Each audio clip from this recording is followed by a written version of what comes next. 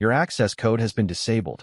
Vanessa Whitmore said it like she was canceling a gym membership, not telling me I could no longer cross a bridge sitting on my own property. I was behind the wheel of my work truck when I heard her through the open window, diesel humming beneath me, Mill Creek rushing somewhere below the timber deck ahead. The bridge was 55 feet long, weathered brown, reinforced twice during the 12 years I had owned the property, and familiar enough that I knew which boards made the deepest sound under a loaded truck. What was not familiar was the black steel gate blocking the entrance. It had not been there when I left for work that morning. Fresh galvanized bolts caught the late afternoon sun. A gray keypad box stood beside the gate, and a new white sign read HOA access only.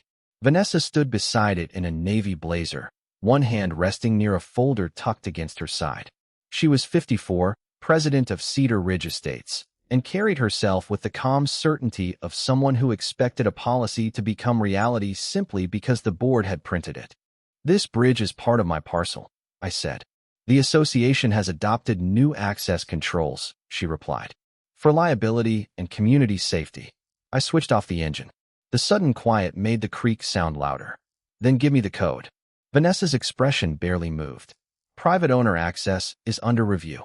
For a second, I thought I had misunderstood her. "Private owner access?" I repeated. Before she could answer, tires crunched over gravel behind us. A landscaping truck rolled up carrying equipment from the company Cedar Ridge used to maintain its common areas. The driver lowered his window, punched 4 numbers into the keypad, and the gate opened with a mechanical click. Vanessa stepped aside. The truck crossed the bridge I had paid to inspect, repair, and insure, its rear tires making that familiar low thump over the center boards. I watched until it disappeared along the service lane on the other side. Then the gate closed again in front of me. "So your contractor can cross," I said, "but I cannot. Authorized vendors have temporary access." I looked at the new gate, then at the small county inspection sticker still attached to the bridge post from the previous year. My name was on the inspection paperwork sitting in a file cabinet less than 200 yards away. "Who authorized installation of this gate?" I asked. "The board." "Who authorized the board to control this bridge?" Vanessa exhaled slowly. "Daniel, Cedar Ridge has relied on this crossing for years. We are not going to debate established community access on the side of the road." She handed me a folded notice. I did not argue. I did not touch the gate. I did not reach for the keypad or try to follow the landscaping truck. I photographed the fresh bolts, the sign, the control box, the bridge entrance, and the notice Vanessa had just given me. Then I backed my truck away carefully and parked beside my workshop. Standing there with the paper in my hand, I could still hear the landscaping truck somewhere beyond the creek. Vanessa thought 12 years of permission had become 12 years of authority. I was about to find out what the records said. That night, I spread every document I had about the bridge across the workbench in my shop, and the smell of machine oil and sawdust brought back the afternoon I first learned why Cedar Ridge used that crossing at all. 12 years earlier, when I bought the property, the bridge was already there, stretching 55 feet across Mill Creek between my workshop side of the parcel and an old service lane on the opposite bank. The previous owner, Harold Bennett, had walked the property with me before closing. He was 71 then, retired from running a grading company, and he knew every drainage pipe, fence post, and survey marker on those acres. When we reached the bridge, he tapped one of the timber rails and said the Cedar Ridge landscaping crew occasionally crossed there because it saved them almost 3 miles of driving around to the subdivision's rear service entrance. "I let them use it," he told me. "They ask, I say yes, everybody gets along." I remembered that sentence clearly because there had been nothing dramatic about it. After I bought the property, Greg Palmer, the HOA property manager, introduced himself and asked whether the arrangement could continue. I told him it could. That was it. No ceremony, no argument, no gate, no claim that the bridge belonged to the community. A landscaping truck might cross twice in 1 week and then not appear again for a month. When contractors needed access after a storm, somebody usually called first. I never charged them because letting a truck cross 55 feet of timber seemed easier than turning a neighborly favor into a business transaction. But the bridge itself remained my responsibility. 3 years after I moved in, an inspection identified several deck boards that needed replacement. I hired a local contractor and paid the invoice. 2 years later, I replaced damaged railing sections. After a heavy spring storm pushed branches against the upstream side, I paid a crew to clear the debris before it could affect water flow. Every inspection notice came to me. Every repair estimate came to me. Every insurance conversation started with my property and my bridge. Cedar Ridge used the shortcut, but nobody from the association ever offered to split a major repair bill. I had never minded that because I understood the arrangement. They were guests crossing something I maintained. Standing at my workbench that night, I opened an old folder and found a bridge inspection report from 6 years earlier. My name was printed at the top beside the parcel number.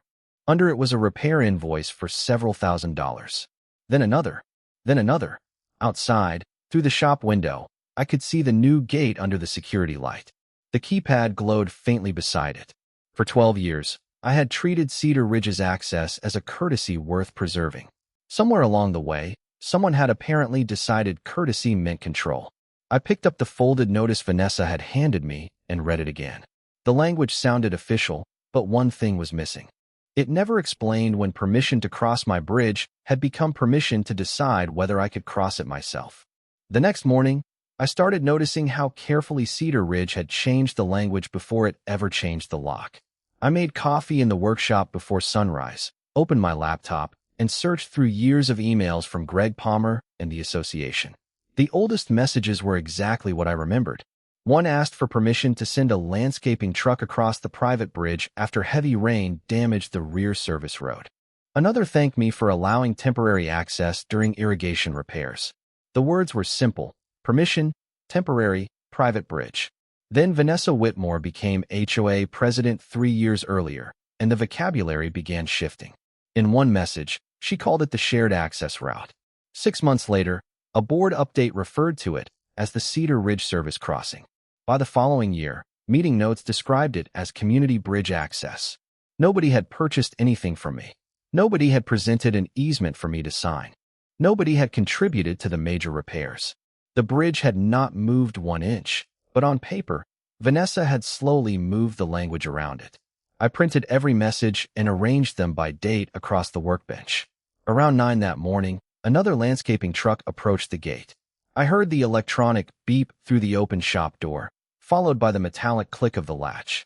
The truck crossed toward Cedar Ridge while I stood 20 yards away holding an inspection invoice with my name on it. That sound was starting to bother me more than the sign. I called Greg and asked for copies of the board minutes covering bridge access for the previous 5 years. He hesitated. "You will need to submit a records request."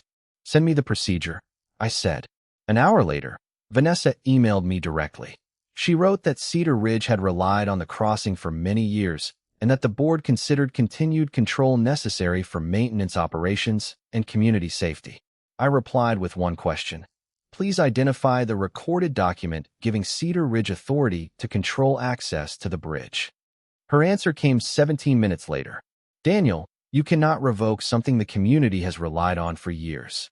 I read that sentence twice. Then I printed it and placed it beside the oldest email asking permission to cross. The contrast was almost too clean. One document treated access as a favor. The other treated the same access as a right. I still did not know whether there was some easement buried in the county records, and I was not going to pretend I understood every legal consequence of 12 years of use. That was what attorneys and surveyors were for. But I understood records. I ran an excavation and drainage company. Property lines, access routes, utility easements, permits, and written approvals were part of my working life. You did not assume you could control somebody else's infrastructure because your trucks had been using it. You found the document that gave you that authority. I looked through the shop window again. The new keypad was still glowing beside the bridge. Vanessa believed years of reliance settled the question. I was beginning to suspect those same years were going to show exactly how Cedar Ridge had gotten there in the first place. By 10 o'clock that morning, I had done the one thing Vanessa probably expected me not to do. I stopped arguing with the gate and started documenting it. I called Laura Bennett, a real estate attorney I had worked with twice on access and drainage issues for my excavation company, and explained what had happened. She listened without interrupting until I mentioned the landscaping truck crossing immediately after Vanessa told me my access had been disabled. "Do not touch the gate," Laura said. "Do not remove the sign.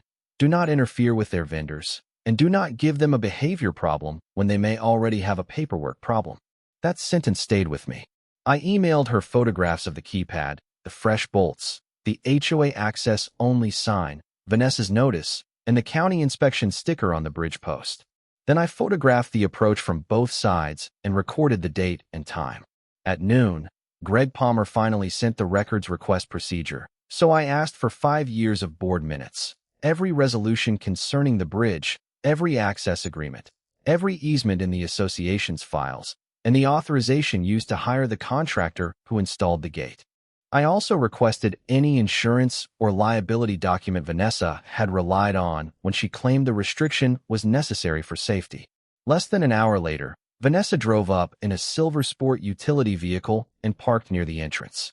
She stepped out holding the same stainless steel tumbler I had seen at board meetings. "Daniel, this is becoming unnecessarily complicated," she said. I agree. I kept my phone in my pocket and my voice level. "Send me the recorded document that gives Cedar Ridge control of the bridge, and we can simplify it immediately." Her mouth tightened.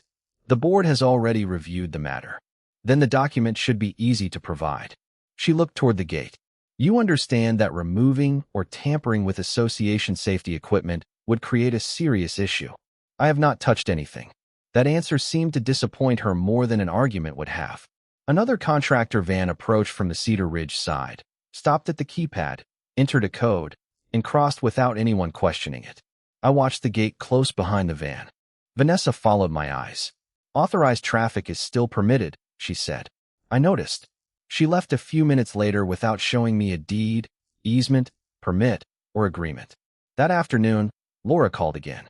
She had ordered the county deed records and subdivision plat, and she wanted a licensed surveyor to verify exactly where the bridge approaches, abutments, and service lanes sat in relation to my parcel. I called Thomas Reed, a surveyor whose crew had worked on 2 commercial drainage projects for me. He could come Thursday morning. Before closing the shop that evening, I walked to the bridge one more time. The air smelled like wet leaves and creek water. Fresh silver bolt heads stood out against the older timber. The keypad gave off a small green glow. I could have spent the day furious about being locked out. Instead, I had spent it building a record. Vanessa had installed a gate in less than a day. Now we were going to find out whether she had spent even 1 hour proving she had the authority to put it there. Thomas Reed arrived Thursday morning just after 8, while mist still hung over Mill Creek and the timber deck was dark from overnight moisture. He parked his survey truck beside my workshop, unloaded his equipment, and spent nearly 3 hours working both sides of the creek without making any dramatic declarations. That was exactly why I trusted him. Thomas located recorded control points, checked the parcel geometry against the subdivision plat, measured the bridge approaches, and verified the position of the abutments. I stayed out of his way. Twice during that morning, Cedar Ridge contractors entered their codes and drove across while Thomas worked nearby. Each time, the keypad beeped, the latch clicked, and the bridge carried another vehicle the association had authorized. Around 11, Thomas walked back toward me with his field tablet. "I still need to process everything before I sign anything," he said. "But I am not seeing the bridge leave your parcel." I nodded. "That includes the approaches?" "Based on today's field work, yes." "Let me finish the calculations." I did not call Vanessa. I called Laura. By Friday afternoon, Thomas had sent her the completed survey exhibit. The bridge footprint, both approaches, and the gate installation were shown within my parcel. That did not automatically answer every possible access question, and Laura made sure I understood the distinction. Ownership was one issue. An easement or other legally recognized access right could be another. So she kept digging. The county deed listed the parcel exactly as expected. The recorded subdivision plat showed Cedar Ridge ending short of the bridge. An older bridge permit identified the structure as part of the private property that later became mine. Then Laura found the maintenance trail. Inspection notices had gone to the prior owner and then to me. Repair invoices showed that I had paid for replacement decking, railing work, drainage cleanup, and structural inspections. I added everything I had saved from 12 years of ownership.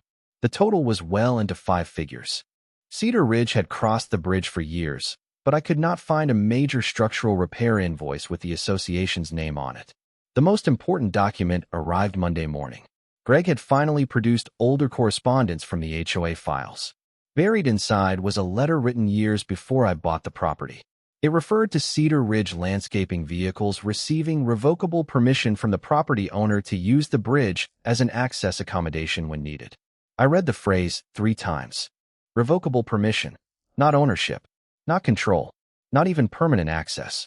Laura warned me not to treat one old letter as the entire legal answer until she finished reviewing the complete record, but the history was becoming harder to ignore. I placed the letter beside Vanessa's email saying I could not revoke something the community had relied on for years. Outside, another landscaping truck reached the keypad.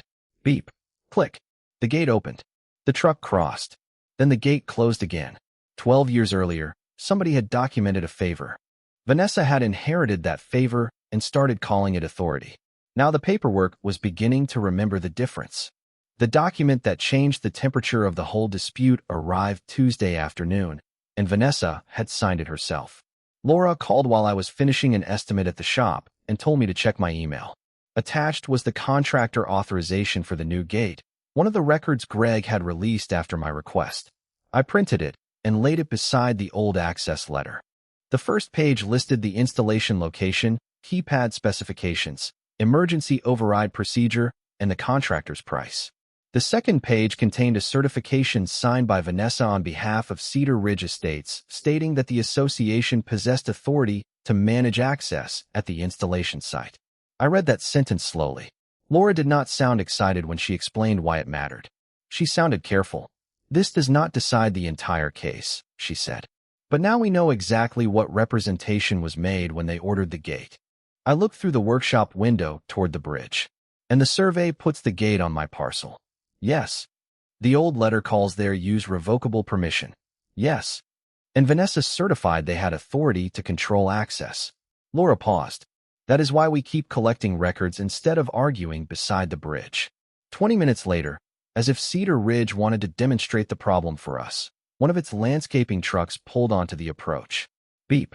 Click. The gate opened. I watched the truck cross, the timber deck giving its familiar low rhythm beneath the tires. I wrote down the time. Laura had already sent a preservation request asking Cedar Ridge to retain gate access logs, contractor communications, board approvals, installation records, and electronic records showing which codes had been issued. By late afternoon, Vanessa sent another notice. This one was more formal than the first. It stated that unauthorized crossing attempts could create liability concerns and repeated that the association maintained long-standing access authority over the route. I did not attempt to cross. I did not respond from my phone. I forwarded the notice to Laura and went back to work. The next morning, Greg sent partial board minutes. One entry from 18 months earlier referred to the bridge as a private access accommodation. 9 months later, another entry called it shared infrastructure. Then, 3 months before the gate appeared, Vanessa had described it as an association-controlled service route. There was no deed transfer between those meetings. No recorded instrument appeared in the packet. The words changed. The property records did not. By Thursday, Laura had built a timeline across nearly 12 years. Requests for permission, inspection notices addressed to me, repair invoices I paid, HOA trucks using the crossing, Vanessa's increasingly confident descriptions, and finally the gate contract carrying her signature. I stood at the workbench looking from the oldest letter to the newest authorization. What bothered me was no longer the inconvenience of driving around. It was how quietly a favor had been rewritten. Cedar Ridge had crossed because somebody said yes. Vanessa had taken years of yes and turned them into a claim that I no longer had the right to say anything at all. Then Laura called again. "Daniel," she said, "I found a reference to the original development file. It is almost 30 years old, and I think we need to see it." Outside, the keypad beeped again. Laura found the answer in a cardboard archive box that had probably not mattered to anyone for almost 30 years. The county planning office had scanned most recent records, but the original Cedar Ridge development file still included older correspondence that had never been attached to the online parcel history. Laura drove there Tuesday morning, and shortly after lunch, she called me from the parking lot. "The developer considered taking control of the bridge," she said. "Consider, that word matters." She sent me photographs of 3 documents while we were still on the phone. The first was a planning memorandum from the original Cedar Ridge development process. It described the bridge as an existing private structure outside the proposed common property and discussed whether it could eventually become part of the subdivision's service infrastructure. The second was a draft agreement outlining what would have been required to transfer responsibility, including maintenance obligations and insurance. The third was the document that made me sit down at my workbench. It was a follow-up letter stating that the proposed transfer had not been completed and that service access would continue only through an arrangement with the private property owner. So they discussed acquiring control and never finished it, I said. That is what these records indicate, Laura replied. And the later recorded documents we have reviewed continue to place the bridge within your parcel. I looked at Thomas Reed's survey exhibit lying beside me. The lines suddenly felt less like measurements and more like a timeline that had refused to move no matter how often Vanessa changed the terminology. Laura found another document before leaving the county office, an old maintenance memorandum distinguishing responsibility for the bridge from permission to cross it. The owner maintained the structure. Cedar Ridge service vehicles could use the crossing under the existing arrangement. Those were separate ideas, written separately, decades before Vanessa installed her keypad. That afternoon, I drove the longer route around Mill Creek and met Laura at her office. We spread the development records beside the old permission letter, my deed, the subdivision plat, Thomas's survey, inspection reports, repair invoices, board minutes, and Vanessa's signed contractor authorization. No single page needed dramatic language. Together, they told a remarkably consistent story. Cedar Ridge had wanted convenient access. A private owner had allowed it. The possibility of transferring control had been discussed and never completed. Years passed. People changed. The convenience remained. Then the language changed until somebody began treating continued use as ownership authority. Laura tapped Vanessa's contractor certification with her pen. This is where their position becomes difficult to explain, she said. They did not simply use the bridge. They installed equipment on your parcel and used that equipment to decide who could cross. My phone vibrated against the conference table. It was an email from Greg responding to the preservation request. The gate contractor had confirmed that electronic access logs were available. Laura read the message and looked at me. Good. We want those. 2 days later, the first batch arrived.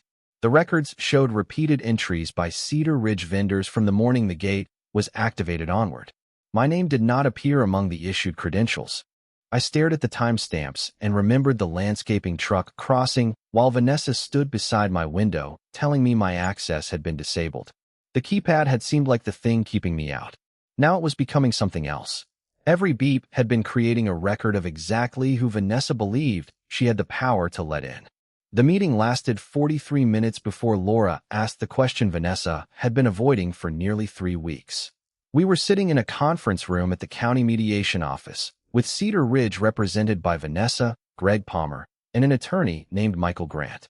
I had expected Vanessa to look nervous after the development records surfaced, but she arrived carrying a thick binder and the same calm expression she had worn beside the gate.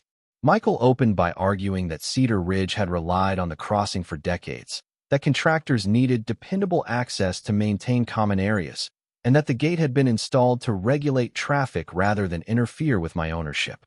Laura let him finish. Then she placed Thomas Reed's survey on the table. She followed it with my deed, the subdivision plat, the original bridge permit, 12 years of inspection records, repair invoices, the old permission letter, the development correspondence, the maintenance memorandum, Vanessa's contractor authorization, and the electronic gate logs. Paper by paper, the history of that 55-foot bridge filled the space between us. Michael studied the development file longer than anything else. Vanessa finally leaned forward. Nobody is disputing that Daniel owns the surrounding property, she said. Laura looked at her. We are discussing the bridge. Vanessa hesitated. The association has established access. Access and control are not the same question. Michael interrupted before Vanessa could answer. He argued that long-term use could create legal issues that required careful review. Laura agreed immediately. That seemed to surprise him. She was not claiming that decades of use meant nothing. She was asking something narrower. She slid Vanessa's signed gate authorization toward the center of the table. Please show me the recorded instrument that gave Cedar Ridge Estates authority to install access control equipment on Mr. Mercer's parcel and exclude Mr. Mercer from using the crossing. The room went quiet enough that I could hear the ventilation system above us. Greg opened his folder. Michael checked several pages in his binder. Vanessa looked toward him. Nobody produced a document.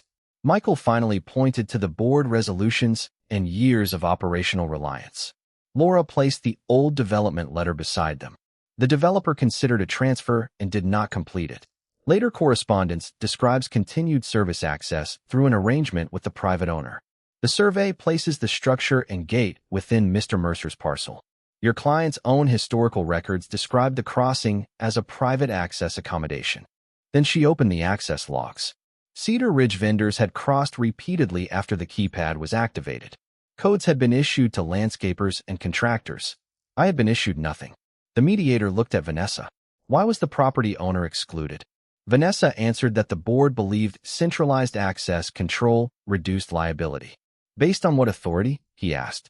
For the first time since this began, she did not have an immediate answer. I did not smile. I did not say anything. I remembered standing beside my truck while the landscaping vehicle crossed in front of me, hearing that first electronic beep and wondering how a machine installed overnight could suddenly decide who belonged on my property. Now that same keypad had documented every authorized crossing. The gate had not merely blocked me. It had recorded the board exercising the exact control Laura was asking them to justify. Michael requested a short recess. As Cedar Ridge's side stepped into the hallway, Laura closed the folder in front of her. "This is where patience matters," she said quietly. Through the conference room window, afternoon lights stretched across the parking lot. For weeks, Vanessa had kept telling me how long Cedar Ridge had used the bridge. Now someone was finally asking the question that mattered more. Who had ever given her the power to control it? When Cedar Ridge returned from the hallway, Vanessa no longer carried the same certainty she had brought into the room. Michael Grant did most of the talking. He said the association was willing to suspend the access restriction while both sides worked toward a written resolution, but Laura shook her head before he finished. The restriction was installed on Daniel's property without any document you have produced establishing authority to exclude him, she said. Suspending it is not enough. The control equipment needs to be removed. The mediator looked at Michael, then at the survey, the development records, and Vanessa's signed contractor authorization. After another 20 minutes of discussion, Cedar Ridge agreed to remove the HOA-only gate controls and negotiate a written access agreement defining exactly when association vendors could use the bridge. The agreement that followed took another 2 weeks because Laura refused to leave anything vague. The bridge remained mine. Cedar Ridge received limited service access for specified maintenance purposes, subject to written conditions, vehicle restrictions, and responsibility for damage caused by its contractors. Nothing in the agreement gave the association ownership or authority to exclude me from my own crossing. Cedar Ridge also agreed to contribute toward future inspections and maintenance connected to its authorized use. 3 days after the final papers were signed, the same gate contractor who had installed the keypad returned to my property. I stood near the workshop with a cup of coffee while he disconnected the control box, removed the HOA access-only sign, and backed out the fresh hardware that had looked so permanent a few weeks earlier. There was something satisfying about the sound of those bolts coming loose, but it was not revenge. Nobody damaged the bridge. Nobody lost necessary access. Nobody needed to be humiliated. The only thing disappearing was a claim of authority that the records had never supported. When the contractor finished, I climbed into my work truck and rolled toward Mill Creek. The morning air smelled like wet cedar and cold water. My front tires reached the first timber boards, and the bridge answered with the familiar hollow rhythm I had heard thousands of times. Halfway across, I slowed for a moment. The county inspection sticker was still on the post. The railing I had paid to repair was still there. The creek moved beneath me exactly as it had before Vanessa became president, before the keypad, before the notices, before lawyers and survey exhibits covered my workbench. On the far side, a Cedar Ridge landscaping truck was waiting to cross in the opposite direction. The driver recognized me and lifted one hand from the steering wheel. I pulled onto the wider section of the service lane and let him pass. His truck rolled onto the bridge without a keypad beep this time. That small detail mattered more than I expected. Cedar Ridge could still use the crossing because we now had an agreement explaining when and how that use worked. Permission had become clear instead of assumed. Responsibility had become shared where appropriate instead of ignored. A month later, Greg sent me the revised association policy requiring legal review before the board could install access controls or claim management authority over privately owned infrastructure. Vanessa never apologized to me personally. I did not need her to. I had spent weeks listening to her argue that years of use had created power. But the deed, the survey, the permits, the invoices, the old letters, and even her own keypad logs told a different story. Cedar Ridge had crossed that bridge for years because someone had allowed them to. Somewhere along the way, Vanessa confused permission with authority. The records never did.